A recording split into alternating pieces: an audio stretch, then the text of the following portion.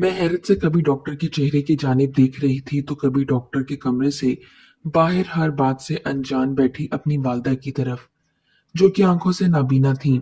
मेरा ज़हन इस बात को तस्लीम नहीं कर पा रहा था कि जो मेरे कान सुन रहे थे, एक नाकाबिले यकीन सी बात थी। मेरा सर बुरी तरह से चकराने लगा। मेरे दिल की ये हालत थी कि मेरा तनफ़ुस बुरी तरह से चल रहा था। मेरे चेहरे पर पसीने के कतरे नमूदार होने लगे थे। कि कैसे मुमकिन था? मैंने हथेली से पसीना साफ किया। बड़ी बेयकीनी से डॉक्टर के हाथ से रिपोर्ट ली और इनके कमरे से बाहर निकलकर अम्मा का हाथ पकड़ा और इन्हें क्लिनिक से बाहर ले आई। चंद दिन से अम्मी की तबीयत ठीक नहीं थी। जो भी खाती थी, जी मतलाने लगता था। मुझे लगा कि इनका हाजमा खराब हो गया है, इसलिए इन्हें करीबी क्लिनिक पर ले आई। लेकिन जो खबर मुझे सुनने को मिली, मेरे हवास गुम होकर रह गए थे। मुझे डॉक्टर ने अकेले अपने कमरे में बुलाया था। अम्मी बाहर कुर्सी पर बैठी थीं। मुझसे बड़ी राजदारी से ये खबर डॉक्टर ने सुनाई, क्योंकि इस उम्र की खवातीन कम ही हमला होती थीं। मैं अम्मी का हाथ थामे गुमसुम सी इन्हें अपने घर ले जा रही थी। कौन हो सकता था? ऐसी घटिया हरकत कौन कर सकता था? मेरे घर बस 3 मर्द थे, मेरा शौहर, ससुर और छोटा जवान देवर। अब तक तो सब कुछ ठीक ही चल रहा था। मेरी वालदा पूरा दिन मेरे साथ-साथ रहती थीं। जब मैं किचन में काम कर रही होती थी, तो वो किचन में रखे टेबल पर बैठ जाती थीं, मुझसे बातें करती रहती थीं। पूरा दिन घर पर ना मेरे शौहर होते थे और ना ही मेरा देवर। ससुर होते थे, बस नमाज की औकात में वो मस्जिद चले जाते थे। कभी-कभी तो वो बाहर अपने दोस्तों में बैठे रहते थे। रात को इशा के बाद ही लौटते थे। मेरे शौहर उमर की वालदा के इंतकाल को 5 साल बीत गए थे। मेरे ससुर ने शादी नहीं की थी। देवर भी मेरी और मेरी वालदा की बहुत इज्जत करता था। ज्यादातर अपने काम से काम रखता था। ना तो इसने कभी मुझसे बेतकल्लुफ होने की कोशिश की थी और ना ही कभी मेरी वालदा से। बस सलाम करने के अलावा वो बात नहीं करता था। मेरे वालिद के इंतकाल को 2 साल बीत गए थे। मेरे रिश्ते तो बहुत आते थे, लेकिन मैंने शादी की एक ही शर्त रखी थी कि मैं अपनी वालदा को अकेला नहीं छोड़ सकती। वो नाबीना थीं, अकेली घर पर नहीं रह सकती थीं। मैं इनकी देखभाल करती थी, इसलिए इन्हें तन्हा भी नहीं छोड़ सकती थी। यही वजह थी कि मेरा अब तक रिश्ता तय नहीं हो पा रहा था, क्योंकि जिस घर में पहले से लड़के की माँ मौजूद होती, तो वो ये बात कैसे बर्दाश्त कर सकती थी कि इसके घर बहू के साथ इसकी माँ भी आकर रहने लगे। इसलिए जो लोग इसके साथ शादी पर राजी हुए, इनके घर कोई औरत भी नहीं थी, बस 3 मर्द ही थे और एक इनके वालिद और मेरे शौहर और इसका छोटा भाई। जब मैं रुखसत होकर ससुराल पहुंची तो अम्मी के लिए एक अलग कमरा मौजूद था। मेरे शौहर मेरी वालदा की बहुत इज्जत भी करते थे। देवर यूनिवर्सिटी में पढ़ता था, ज्यादा वक्त घर से बाहर ही रहता था। बज़ाहिर ऐसा कुछ भी नजर नहीं आ रहा था कि मैं इन लोगों पर शक करती, लेकिन जो रिपोर्ट इस वक्त मेरे हाथ में थी, वो मुझे कुछ और ही समझा रही थी। ना चाहते हुए भी मेरी सोच अपने घर में मौजूद मर्दों की जानिब जाने लगी। मैं एक बहुत बड़ी मुसीबत में फंस चुकी थी। बेशक मेरा शौहर बहुत अच्छा था, मेरा और मेरी माँ का बहुत ख्याल भी रखता था। मेरी माँ के साथ जो हुआ था, अगर ये बात मैं ससुराल में पूछती तो यकीनन माँ के साथ मुझे भी घर से बाहर कर दिया जाता। मैं बहुत परेशान थी। जब घर पहुंची, अम्मी को भी कुछ नहीं बताया। इन्हें जैसे ही खबर सुनाती, इनका तो शायद ये सुनकर ही बीपी हाई हो जाता। वो पहले ही ब्लड प्रेशर की मरीजा थीं। मेरा ज़हन बिल्कुल माऊफ हो चुका था। किस पर शक करती? कौन था जो ऐसी घटिया हरकत कर रहा था? घर पहुंचकर चकराते सर के साथ मैं अपनी माँ के कमरे में ही इनके साथ बैठ गई। क्या बात है बेटा? कब से चुप होकर बैठी हो? क्या कहा डॉक्टर ने? अम्मा ने मुझसे पूछा, क्योंकि मैं बहुत बातूनी किस्म की लड़की थी। हर वक्त बातें करती रहती थी, लेकिन आज तो जैसे मेरी बोलती ही बंद हो चुकी थी। हाँ, कुछ नहीं अम्मा। डॉक्टर ने दवा दी है, आप ठीक हो जाएंगी। अम्मा, आप आराम करें।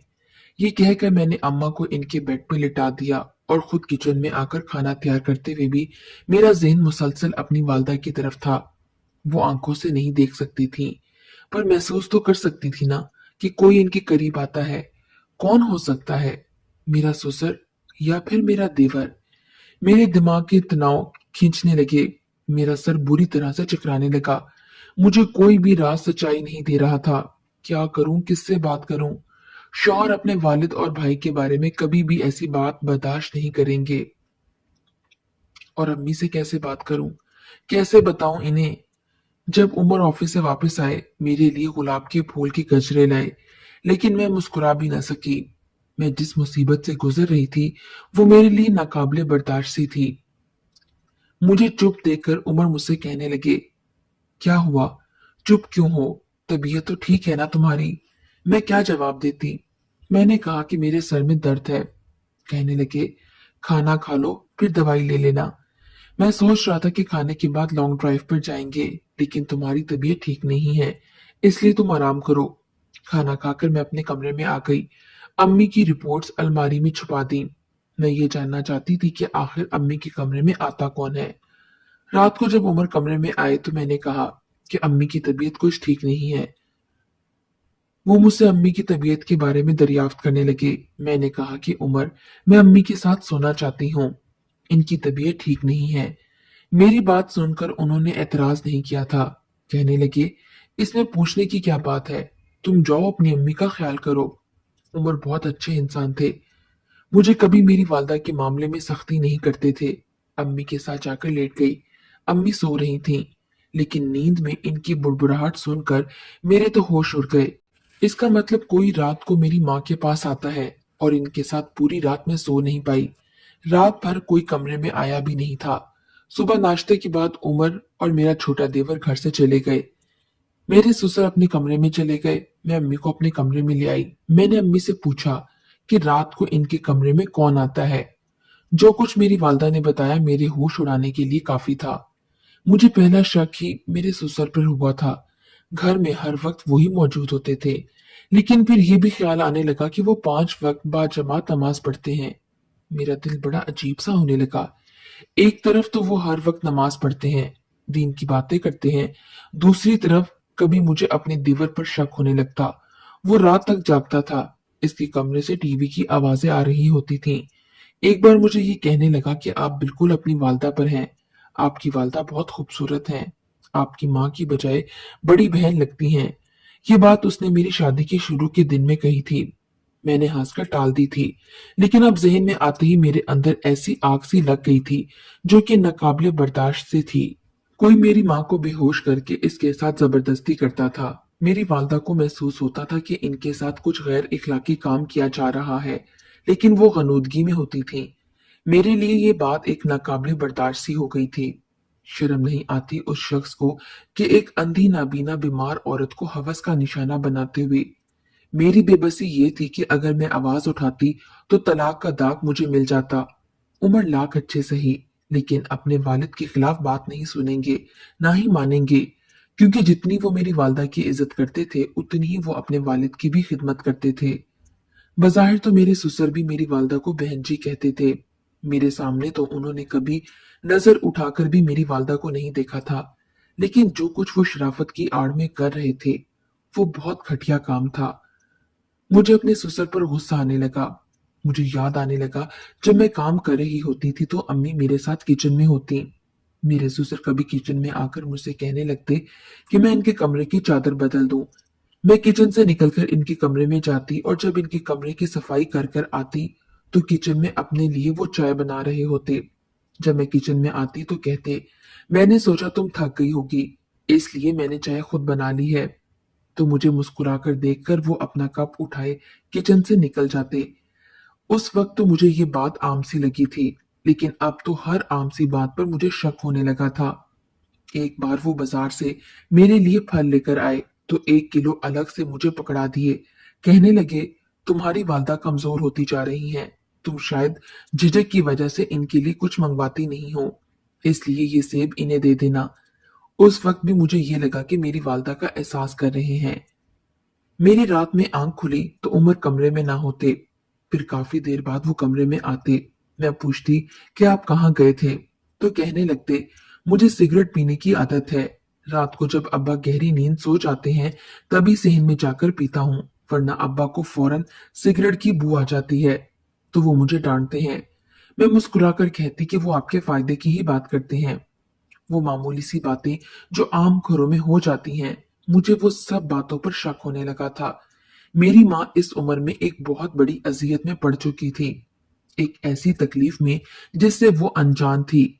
और मेरे लिए ये दोहरी अजियत थी कि मैं कैसे अपनी माँ को ये सब सच बताती जो मैं डॉक्टर से सुनकर आ रही थी। वो सह नहीं सकती थी, ना अभी बताती तो भी ये बात कौन सी छुप सकती थी।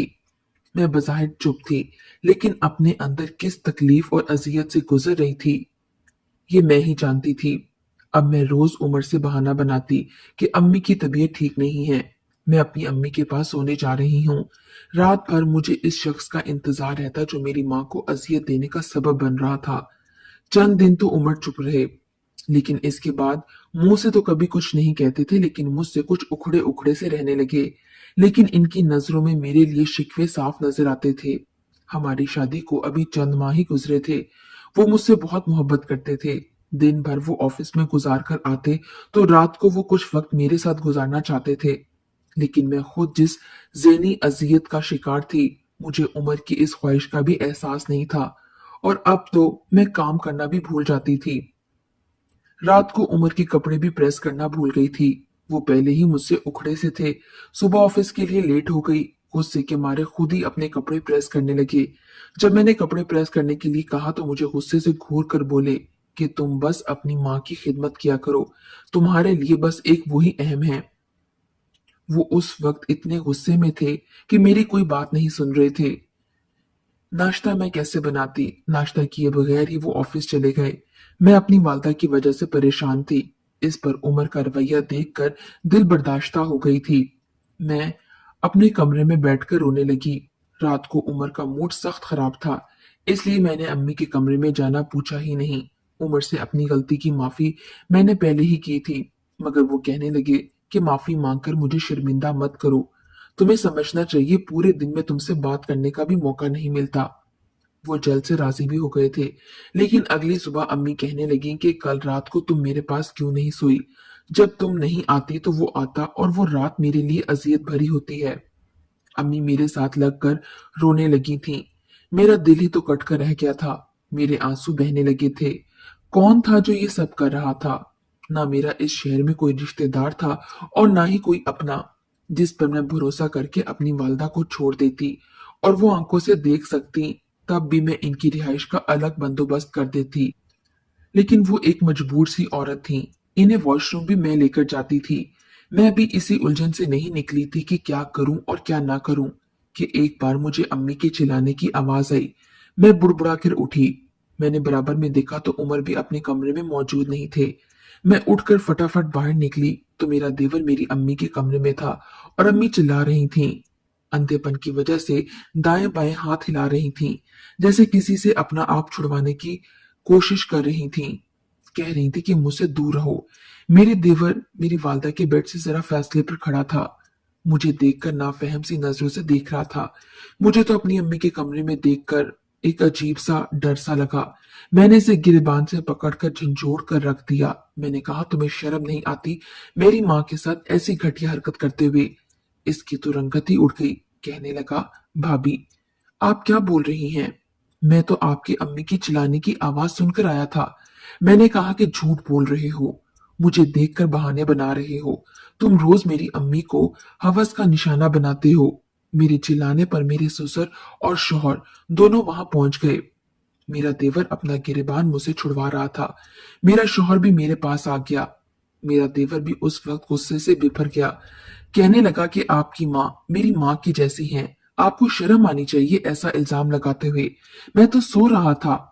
आपकी वालदा की चिल्लाने की आवाज सुनी तो भागा हुआ चला आया। अभी मैं इनसे पूछ ही रहा था कि इन्हें क्या हुआ है कि आप आ गईं। मैंने कहा कि तुम झूठ बोल रहे हो।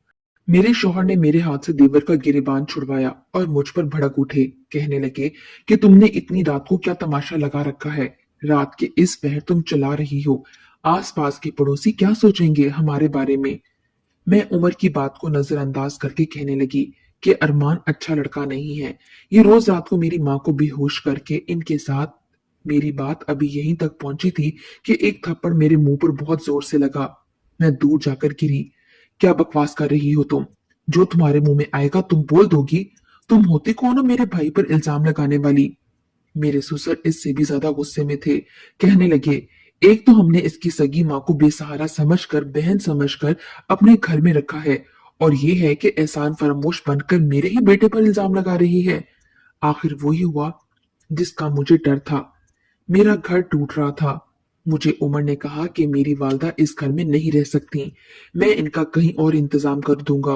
मैं पहले ही ज़हनी अजियत का शिकार थी। अपनी वालदा को लेकर कहाँ जाती? अपना घर मैंने शादी होते ही किराए पर दे दिया था। इतनी जल्दी में तो वो खाली भी नहीं होना था। मैं इस कदर परेशान थी कि चकरा कर गिर गई। जब मुझे होश आया तो उमर मेरे पास ही खड़े थे। कुछ मुतफक्कर और गुस्से में थे। मुझे ड्रिप लगी थी। डॉक्टर उमर को मेरा ख्याल रखने का मशवरा दे रहे थे। वो बिल्कुल खामोश थे। मेरी ड्रिप खत्म होते ही वो मुझे घर ले आए। मुझे कमरे में ले जाकर बिठा दिया। खुद भी मेरे सामने बैठ गए। कहने लगे कि जो घटिया इल्जाम तुमने मेरे भाई पर लगाया है, अगर तुम अपनी माँ का इंतजाम ना करती तो मैं तुम्हें रात को ही तलाक देकर घर से निकाल देता। लेकिन तुम बेहोश होकर गिर गई थी, और इंसानियत का तकाजा था कि मैं तुम्हें अस्पताल ले जाता। लेकिन जो खबर मुझे तुम्हें वहां ले जाकर सुनने को मिली, मैं तुम्हें अब कभी भी नहीं छोड़ सकता। तुम मेरे बच्चे की माँ बनने वाली हो। मैं इनकी बात किसी बेजान मुजस्मे की तरह बैठी सुन रही थी। मेरे लिए ये खबर कि मैं उम्मीद से हूँ बहुत बड़ी खुशखबरी थी।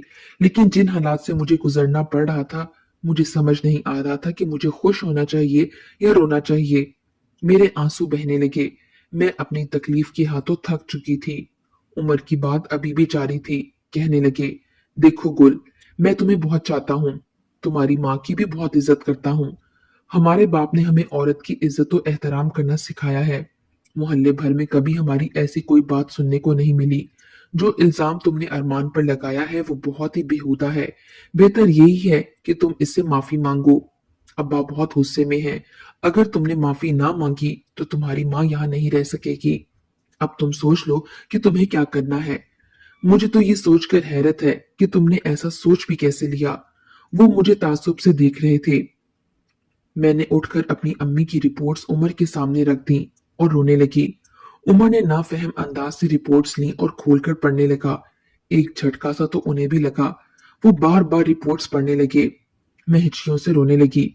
मैंने कहा कि इसे पढ़कर मुझे क्या सोचना चाहिए उमर। मेरी माँ चंद माह से यहाँ मेरे साथ इसी घर में रह रही हैं, और रात को कोई इन्हें नशे की दुआ सुंघाकर नींद बेहोश कर देता है। उमर वो देख नहीं सकती, वरना वो पहचान जाती कि कौन है। मैं किस पर शक करूं? उमर, मुझे अरमान से माफी मांगने पर कोई एतराज नहीं। मैं अपना घर बचाने के लिए अरमान से हाथ जोड़कर माफी मांग लूंगी। लेकिन मुझे बताओ कि जिस अजियत से मैं और मेरी माँ दो चार हैं, इसका जिम्मेदार कौन है? आप मेरे शौहर हैं, मुहाफिज हैं। आपकी शराफत की गवाही मैं मोहल्ले वालों से क्यों लूं? आप मुझे बताएं कि मेरी माँ आपके घर में रहते हुए भी गैर महफूज कैसे हो गई? इसका कौन कसूरवार है? मुझे तलाक देकर घर से निकाल देना आपके लिए आसान है, ताकि आप लोगों की झूठी शराफत का भी भरम रह जाए। अगर आप इतने ही सच्चे हैं तो मुझे एक डीएनए की रिपोर्ट दिखा दें, सच सामने आ जाएगा। और अगर कसूरवार आप में से कोई हुआ तो ये भी बता दें कि इसे क्या सजा दी जाएगी। मेरा लहजा तल्ख सा हो गया था। उमर ने कहा कि अगर कसूरवार हम में से कोई हुआ तो इसे पुलिस के हवाले कर देना। कुछ ही दिनों बाद तीनों की रिपोर्ट्स मेरे सामने रखी थीं। जब मैंने रिपोर्ट्स देखी तो मेरे होश ही उड़ गए। डीएनए के मुताबिक वो तीनों बेकसूर थे। मैं ये भी समझ लेती कि उन्होंने रिपोर्ट्स गलत बनवाई है, लेकिन उमर मुझे खुद अस्पताल ले गए थे, और जिस लेबोरेटरी से टेस्ट हुआ था वो एक जानी मानी लैब थी। अब तो मैं शिशुपंज में मुब्तला हो गई थी। कौन था जो मेरी वालदा के साथ ये सब कुछ कर रहा था? उमर ने मेरी वालदा के कमरे में एक कैमरा लगा दिया, और जैसे एक शख्स मेरी वालदा के कमरे में दाखिल हुआ, उमर मेरी वालदा के कमरे में चले गए और इसे पकड़ लिया। इसने निकाब पहन रखा था। जब निकाब उतारा तो हैरान रह गए। वो तो हमारी गली का फकीर था। अम्मी के कमरे की खिड़की पिछली तरफ खुलती थी। वहां एक गली थी। वो फकीर वहीं से अंदर आता था। मेरी माँ को नशे की दुआ सुंघा कर इनके साथ गलतकारी करता था। उमर ने इसे पुलिस के हवाले कर दिया। मैंने सबसे हाथ जोड़कर माफी मांगी थी। उमर के साथ जाकर मैं अपनी वालदा के डीएनए भी करवा रही थी। फिर ये सोचा कि हर इंसान बुरा नहीं होता।